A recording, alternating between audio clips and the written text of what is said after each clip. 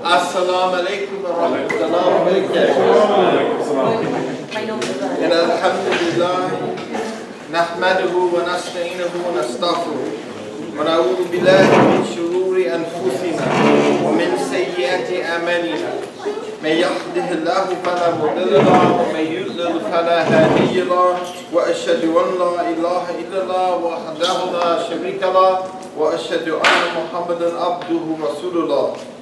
Indeed, all praise is due to Allah. We praise Him, we seek His help and forgiveness. We seek refuge with Allah from the evil in our soul and from our sinful deeds. Those who are guided by Allah subhanahu wa ta'ala, no one can misguide them. Those who are not guided by Allah, there is no guide for them. I bear witness that there is no deity, there is no God worthy of worship except Allah subhanahu wa ta'ala. He is alone without any partners. And I bear witness that Muhammad sallallahu alayhi wa sallam is his servant and messenger. Ya ayyuhalladhina amanu taqullahi haqqa tuqatihi wa la tamutunna illa wa antum muslimun. O you who believe, revere Allah as He should be revered, and die not except as Muslims. Ya ayyuhan nas uttaqu rabbakum alladhi khalaqakum min nafsin wahidatin wa khalaqa minha zawjaha wa batha minhuma رجالا كثيرا ونساء واتقوا الله الذي تساءلون به والأرحم إن الله كان عليكم رقيبا. O mankind, be dutiful to your Lord, who created you from a single soul, and from Him created its mate, and from them both He created many men and women. And fear Allah, through whom you demand your mutual rights, and do not cut off the relationships of the womb. Surely Allah is ever all-watcher over you. Ya ayyuhalladhina amanu taqullaha wa qulu qawlan sadidan yusli lakum a'malakum wa yaghfir lakum dhunubakum wa may yuti Allah wa rasulahu faqad fawza fawzan aziman. O you who believe, keep your duty to Allah and fear Him, and speak always the truth. He will direct you to do righteous good deeds and will forgive you for your sins. And whoever obeys Allah and His Messenger has achieved the greatest achievement. Amma ba'd. Welcome to the Islamic Society Leading American Muslims. Our numbers are small today, but our spirit is great. Oftentimes, about 10 days into Ramadan, people get tired, and sometimes most people cancel their classes in the month of Ramadan. So I'm making a special prayer that Allah will bless you even more for coming out today, for making this sacrifice, because that is what this month is about.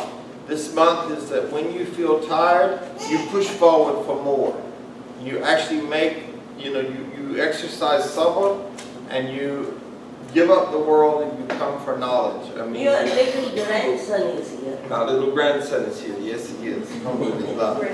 So, I just want to point out a few things. I'll try to make this announcement again at the end because we get calls every Saturday. Where's the potluck? Where's the potluck? The potluck's always at the same place, St. Luke's United Methodist Church, 6 miles from here. I'm not quite sure what happened on Friday night, but a few of our people were missing. We really missed them. But we had a lot of great visitors. I think Joaquima brought 6 or 7. And then I'm trying to think, somebody else brought 6 or 7 visitors as well. Yes. And mashallah, it was a pushed. We didn't have as much space. We'll have our space back with full space next week, inshallah. And I just want to say to those of you who are here, I'm trying to teach you as much as I can. The things that I'm saying about abstinence are for the good of your soul. You eat what you want to eat. I'm not looking at plates. I'm not going to see who is abstaining or not abstaining. I'm simply trying to help you elevate yourself to the highest level of fasting. And if you look at the great scholars, these are the things that they did. These are the things they implemented in their life. And that's why they were the scholars that they were, because they practiced all of these rules, these conditions, and these proper ways, adabs, etiquettes, and manners of fasting that oftentimes we have forgotten because we've gotten hooked into the culture instead of the actual teaching. So what I promised that I would do is that I would teach about Zakat, because Zakat is often, the month of Ramadan is the month to give Zakat. It's not a requirement. As you will learn today, the Zakat is due when you have held it for 1 year, when you've held a surplus for 1 year. So, but I was asked to cover this. Now, unfortunately, I have about 15 copies. So here's what I'd like to do. I'd like to ask you to share. If you do not have a surplus amount of money that you have kept for 1 year, you do not need this form. If you have a surplus amount of money that you've kept for 1 year and you have a debt that succeeds that, then you do not need this form. So you'll know whether you need this form or not after the class today. So without further ado, Brother, if you need more for next week, you can make copies. I will need more for next week. So I'll pass these around. Just don't get distracted by it. Wait till we get there. What I want to do is put things in perspective in terms of Zakat.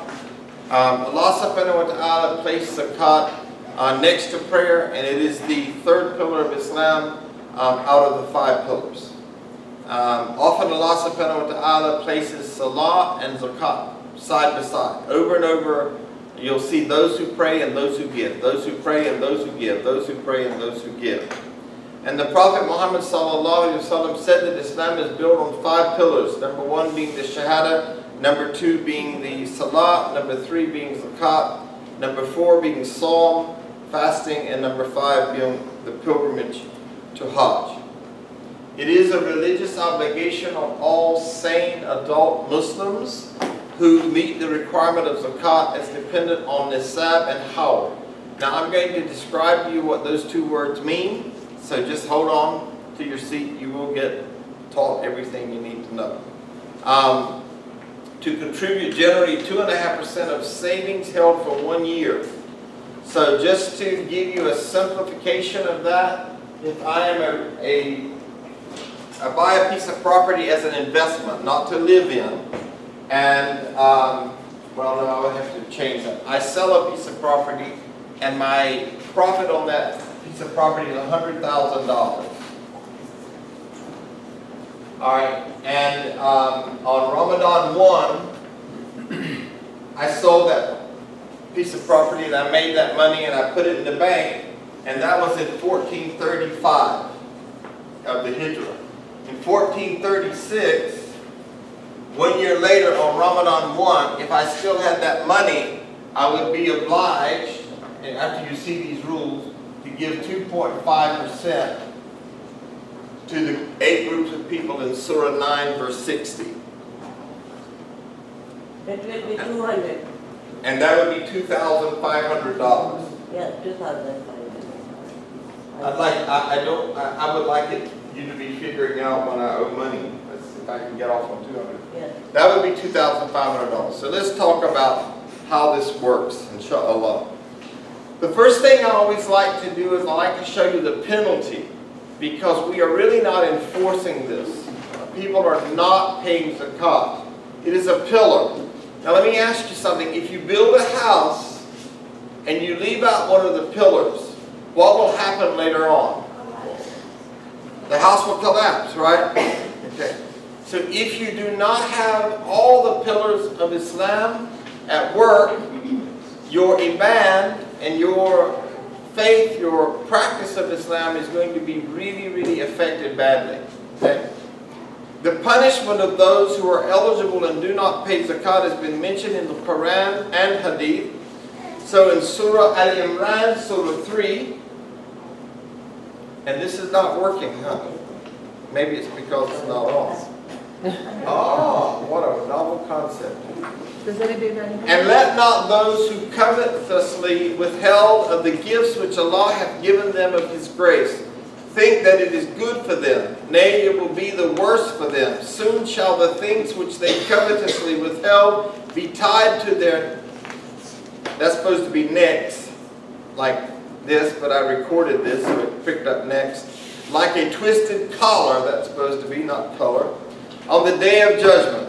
To Allah belongs the heritage of the heavens and the earth, and Allah is well acquainted with what you do. And then here's a hadith narrated by Abu Hurairah. Allah's apostle said, whoever is made wealthy by Allah and does not pay the zakat of his wealth, then on the day of resurrection his wealth will be made like a bald-headed poisonous male snake with 2 black spots over the eyes. The snake will encircle his neck and bite his cheeks and say, I am your wealth, I am your treasure. And then the Prophet Muhammad ﷺ recited this verse from Surah Ali Imran, verse 180 that I just recited to you. So this snake will be choking you out with these huge fangs, and it'll be biting you on the face if you don't pay zakat. So it's important for us to understand this and to see the Quran and the Sunnah behind this, because in my 28 years of practicing Islam, I find that people do not take zakat seriously, and they do not know how to implement it or very much about it. So I promised I would teach it. The gifts which Allah has given, I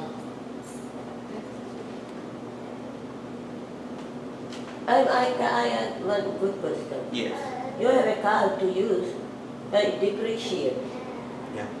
Can I cover that when we get to that? Because we're not there yet, okay? Let me put the foundation, and then I'll give you the particulars about that. The gifts which Allah has given us are of all kinds. Material gifts such as wealth, property, strength of limbs, etc. Or tangible gifts such as influence, birth in a given set, intellect, skill, insight, etc. Or spiritual gifts of the highest kind. The spending of all these things apart from what is necessary for ourselves, for those who need them, is charity, which is a little different than zakat. That's more like a sadaqah. But we are expected to give of our time to Allah, to give of our skills. Whatever skills we have, we will be blessed if we give it to the community. The withholding of them apart from our needs is greed and selfishness, and is strongly condemned. The word in Arabic is called bukhul, and to be a miser is called bukhul. And this is really, really frowned upon. Next year I'll develop this more, inshallah, and I'll talk about the numerous hadith that talks about bukhul, people that are misers. Allah really doesn't like miserly people.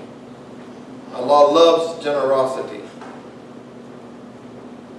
By an apt metaphor, the misers is told that his wealth or the other gifts which he hoarded will cling around his neck and do him no good. He will wish he or she could get rid of them, but he or she will not be able to do so. Now, I wanted to bring this up because in the Bible there's a reference in Matthew about hoarding the wealth of an orphan, and this is what it says. They will hang like a millstone around his neck, like a heavy collar, the badge of slavery round his neck. They will be tied tight and twisted, and they will give him pain and anguish instead of pleasure. And then it goes on and it says, he were drowned in the depths of the sea.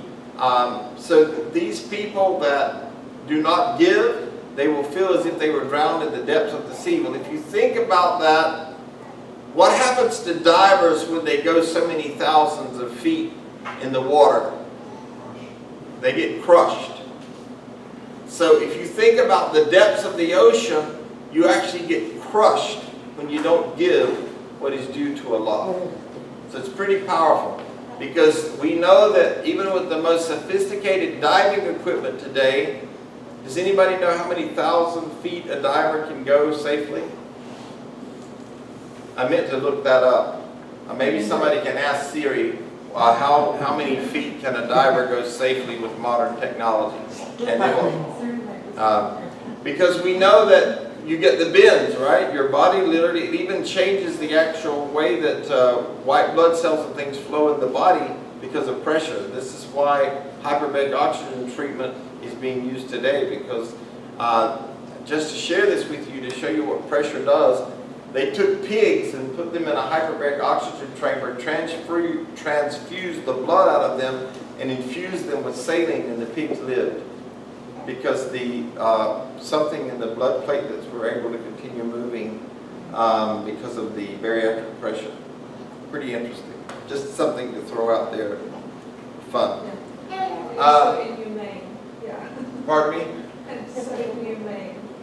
It's inhumane, yes it is, but I think it's it sort of addresses the issue of the bariatric pressure thing. Another metaphor is introduced. To Allah belongs a heritage. Material wealth or property is only called ours during our short life here. So all gifts are ours in trust only. They ultimately revert to Allah, to whom belongs all is in the heavens or on earth. And what I like to say to that is that every person in this room is going to die. No one is exempt. And when you die, as a Muslim, you will be wrapped in 3 seamless sheets. And that's all you're going to go with. Not one of those sheets are going to have a pocket so that you can stick a couple of $100 bills in. You're not going to take your homes with you to the grave. You're not going to take your cars with you to the grave. You're not going to take anything with you. So everything that you think you have in this world, it's so temporary. Because when you go to that grave, it's khalas. It's finished. You're just going to take back to Allah what He gave you. The sin of omission of not paying zakat is among al-khabayah, the great sins. Narrated by Abu Dhar, once I went to him, the Prophet ﷺ, and he said, by Allah in whose hand my life is, whoever had camels or cows or sheep and did not pay their zakat, those animals will be brought on the day of resurrection far bigger and fatter than before, and they will tread him under their hooves and will butt him with their horns. And those animals will come in circle. When the last does its turn, the first will start again, and this punishment will go on till Allah has finished the judgments amongst the people. It's a pretty scary hadith, right? And so, I know these are great, and these are not hadiths that you hear very often. They are authenticated. They are from Sahih Bukhari. And I come to you with all the love in my heart to encourage you that if you can pay zakat, take heed to the warning that Allah subhanahu wa ta'ala has given us. Even my grandson is saying, amen. So what is nisab? Nisab is the minimum amount of wealth a Muslim must have after calculating necessary expenses to be eligible to contribute zakat. Nisab is equivalent to the value of 3 ounces of gold. Now I'm going to cover that in detail, but what does that tell you right there? Everybody has to pay for zakat. Well, okay, but what do we know about the value of gold? It changes every single day. So I'll be giving you a website where you can go to calculate it, and so you'll understand how that works. Haul is defined as the completion period for a zakat asset, which is 1 lunar year. In other words, the wealth of which zakat should be paid must have been held for at least 1 year. Now there are some forms of zakat, and there's a beautiful story in the Quran, I believe in the 8th juz of this week. Oh, sorry. Where, you remember the story in the Quran where the father had always paid zakat from the crops, and the sons got together. When the father died, they inherited the farm, and the son said, we're not going to pay zakat anymore. And the father was so wealthy. And there's a beautiful story in the Quran. So what happened is that they planned and Allah planned better, and they actually were like went to sleep in the morning, and then when they came, they thought they were at the wrong farm because Allah had removed all that they had tried to hide from Allah. It's a beautiful story. So there are some forms of zakat which do not require haul, such as for crops, and those are due whenever the harvest takes place. And they're a little different than if you happen to be a farmer, which I don't think we have any farmers in here. But if we do and I don't know about it, consult me and I'll give you the details about the percentages for crops. Okay.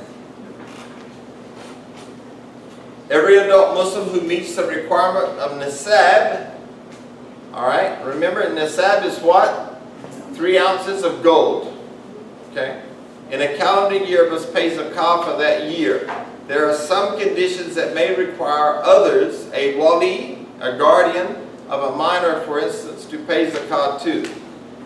Now, what that means is, let's say that there was a guardian in the community and the parents left them $200,000. And I was their guardian. I took them in as orphans.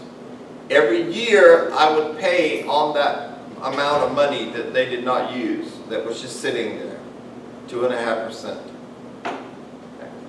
And I want to point out to you, and I'll show you this later in the hadith, but just while I'm on the subject, if your parents die, for example, or your brother were to die, and you were the executor of the state, and that has not been paid, and they are Muslims, who has a right to their money more? Allah, or someone they owed money to, or you? Allah. Allah. So if somebody dies, you need to make sure that their zakat was paid, because it will affect them on the day of judgment, and it will affect you because you didn't do what you were taught to do. You sure you don't have to pay people who they owe money to before you pay zakat? You have to pay zakat first, and then you must pay people they owe money to. I know, but that's not their money. If they owe somebody money, then it's not their money. You have to give it to those people, and then whatever is left over you pay. So who is more entitled to their money? The mankind on this earth, or Allah? The Creator. Then we should not be subtracting, what do you call it? Debts. But this is only at the time of death. But this is for somebody that's alive. Right, but he's talking about when You're someone talking about passes. somebody that's passed away, right? Sure, but whoever if you owe a debt, I think that's more important, because the Google Ibad is that you have to pay the debt, and then whatever is left over you should pay the zakat. That's just a logical thought. Well, Yeah. that's okay. Yeah, that's fine. I won't argue with that. So, zakat should be paid as soon as possible prior to or at the time that you've earned the requisite amount of nisab each lunar year, or 1 year after you last paid it. And again, a good way to pay zakat is in the month of Ramadan, because you get more blessings, more return on your money. So it's like, do you want to invest your money in a mutual fund when you can get 10%, or do you want to invest it when you can get 3%? 10%. Yeah. According to the Holy Quran, chapter 9 and verse 60, there are 8 categories of people who qualify to be beneficiaries of zakat. And here they are: the poor, the needy. And the needy, by the way, are people who live below the poverty level. And the poverty level in the United States of America is much higher than the poverty level according to the fiqh of Islam. I meant to look that up and show you what it was, and I think I didn't do that. But I don't think it's applicable here. Now, what we do in America, we collect every year. ISLAM collects zakat from folks, and I'll be explaining that in a minute. And then we give that to these groups of people. Now, what do you notice about this, folks? What do you notice about this group of people here? You are the collector of zakat. I don't know of any captives. Like, what are captives? Well, now we have human slave trade now. That would be a captive. But before it was slaves. But right now we do have human trafficking. So if there was a Muslim that was a victim of human trafficking, we can actually help them get out of it. We could use some of this money for that, because that would be a captive. What I wanted you to see in this, or what I'm sort of looking for, is, do you notice there's no money in this for building masajid? This money for zakat Assalamu alaikum, is all for poor people. This particular zakat. So if I want to give money for a masjid, can I give it from my zakat? No. No. And this comes from what? What does this verse come from? The Quran. From the Quran. So the second last doesn't count in the cause of Allah? Some people are arguing that today. Most people say that people in the cause of Allah are the people that are actually doing dawah, the people that are, and so, but does that include a building? And this is a big controversy, Dr. Nasser. Most scholars say no unless they're trying to build a big institution, and then they say yes. That's what I've found over the years. So I'll leave it up to you to decide. Allah knows best. But if you read the before and the after, and you read all the context and the hadiths about zakat, zakat specifically is this. If you want to help build a masjid, that is called sadaqah. Because in Muslim countries, which there is no such thing anymore, but in a country that's truly Muslim, the government builds the masjids. We don't have that situation, and that's why we struggle to build masajid today, because they're built, literally being built by us, the people. But just be aware that this is meant to be for poor people. Sadaqah is to build masjids. But there are not too many poor people. They don't want to take zakat. Well, I beg to differ, because the year before last, we had 8 families in the Coalition for the Homeless, right, Noreen? Muslim families that were actually on the street. And we had actually 7 young people in Covenant House, which were runaway youth, Muslim runaway youth. We don't know it because we live in a very affluent community. So we don't see it. But we often have in this very affluent community very wealthy people who decide to throw their wife out, and she has nothing. And my wife and I over the years have dealt with this numerous times, where literally this woman would have come from Dr. Phillips to destitution overnight. Totally contrary to the Quran, but I promise you, and if those of you in this room that know about it, raise your hand. These are people that know the situations. It happens. Yes, brother, forgive me. I just want to ask you a question. Is this list all inclusive? Because when we were growing up, we heard that you cannot give zakat to a Sayyid. Yeah, a because person they are who's lineally descendants of Prophet, number one. And number two, you said you cannot give zakat to your own family. who said that? Because I heard one guy told me that he his separated wife said, "Oh, I need some money, so give me the zakat." Well, let's talk about this then. I think this is where you're going with this. Who collects this money? There's a collector of this. The Quran actually, I'll be right with you, Mommy. The Quran commands us, and I'm going to show you this later on, to go collect it. But who does that today? Nobody. And I think if I went to everybody here in this class and knocked on the door and said, "I'm here to collect your zakat," I would have an empty class in about a month. But we are commanded by Allah to go get it. We're supposed to be like the IRS. But you see, look at the gift we're giving you. Because we're actually serving you to do something good. The IRS is looking for every loophole they can to put you in jail if you don't pay them. Well, the jail that Allah would put us in is far worse. Absolutely. But the thing is that we don't have an Islamic IRS. That's the point I'm making. So the person that collects it is supposed to be responsible to make sure that it is divided appropriately. I just want to give you the basics as much as possible. If you have a specific question applying to you, the specific to you, I promise you I'll get you the answer. I'll get it. I'll make sure that I check out the proofs and give you the answers. But this is just something people are not doing. It's just, people just say, "I don't understand it, so I don't pay it." And the penalty is too great to just say, well, it's one of the 5 pillars of Islam and I'm just not going to do it. It's too much of a risk to not know about this. Yes, Mommy? Yeah, I read in the Quran again and again. Help first your relatives. Help first, so we can give it to our relatives zakat too, because they are so well pushed. They don't ask people, and you can give those people. Like I was giving my sister live in New Jersey, I thought she is tight, I was giving her iftar money, she won't take it. What kind of money is that, Abba? What kind of money is that? I said, this is for to open your fast, and you can take it.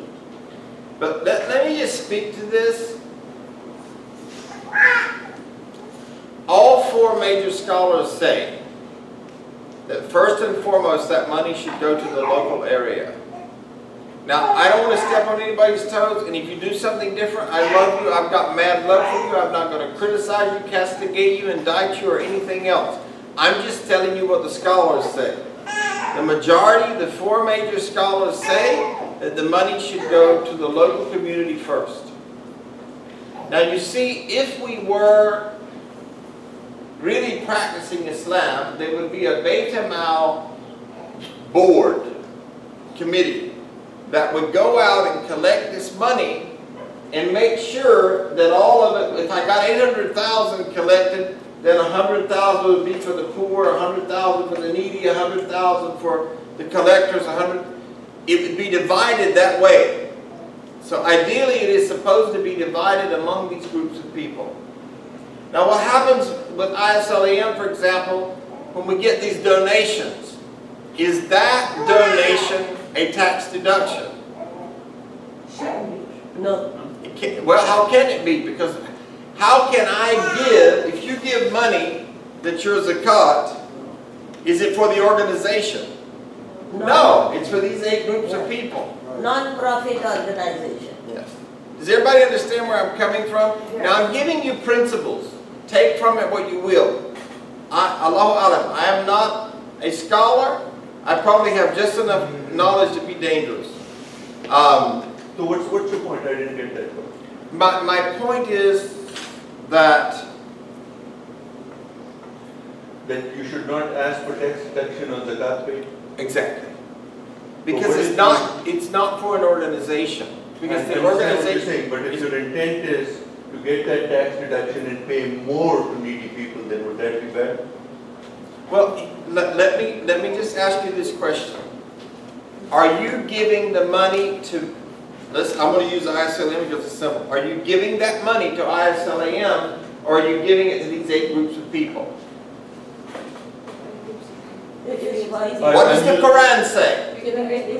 You're giving it to these 8 groups of people.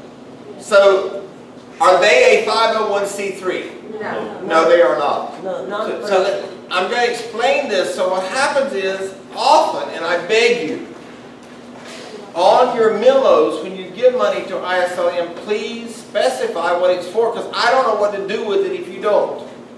Some people just put zakat. I don't know if they mean zakat al-fitr, this zakat, which creates a problem, because then, let me tell you this, on average, we collect about $100 a week in here, on average. We do not collect enough money to pay for the coffee and donuts in this class. This organization predominantly operates from donors outside, for the most part. So I just want you to understand the principle of things. You do what you want to do, because I'm not going to police you, but I am going to teach you what the Quran says. And your intention, when you are a 501c3 and I give you a letter and say you gave $10,000 to the organization, and it wasn't to the organization, because I've now got to figure out a way to turn that to cash. Because if I give a check from ISLAM to any of you, what do I have to give you? A 1099. Does that make sense, folks? Yeah. So you've got to show it as income from me. So what we try to do, just so that everybody's clear, we try to get that in cash, and then we have the recipient sign for it. Otherwise, we have to slowly collect it from the cash, put in the checks, and then as we get cash, put it into that account. And that really is not quite an accurate intention because it's just different kinds of money. Does that make sense to everybody? So basically it makes it hard for you. Is that what it is? Because It makes it very hard because you give me a check, Yeah, that check is supposed to be for the organization. yeah. Then But- you have to show where you used it to the government. But if you give it away to other people, then, I've got to give them a 1099 showing its income. oh, okay. And it's not income, it's a gift.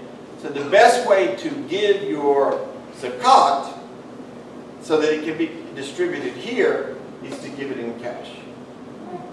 Now, if we do try to work it out, we'll probably maybe end up one day opening a separate account for it. But you know, last year, every year we give about anywhere from 7,000 to 9,000, right, man? In zakat out. And most of it is given to families in need that end up homeless and stuff like that. But every year, by the grace of Allah, we have been able to provide somewhere between 7,000 and 9,000. But it's always created a really difficult time for us to get this money because oftentimes a check will be written to the organization and we've got to try to find out a way to turn that into money that we can give people. That doesn't mean we're paying somebody a salary. Am I making sense now? Okay. No, I want to Yes. clear one thing. Okay, I got another hand first and then I'll get you one. Okay. Yes, brother? I need clarification because I know you should not give money for tax deduction because you're giving the cause of charity. But didn't it say that Muslims should follow the rule of the land? Yeah. And the rule of the land is 501c3. So it's kind of, I'm confused between Right, these. it's- If you want to give money to an organization to build a masjid, that is 100%